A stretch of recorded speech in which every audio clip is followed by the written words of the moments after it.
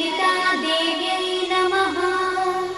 श्रीललितासहस्रनामस्तोत्रम् ध्यानम्।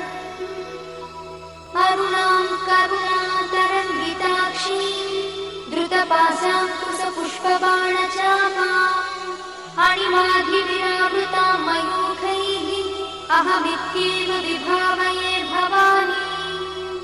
ध्यायेत् पद्मासनस्थां विकसितवदनां पद्मपत्रायताक्षीं हेमाभां पीतवस्त्रां करकलितलसद्देव पद्माम्बराङ्गी सर्वालङ्कारयुक्तां सततमभयदां भक्तनम्रां भवानी।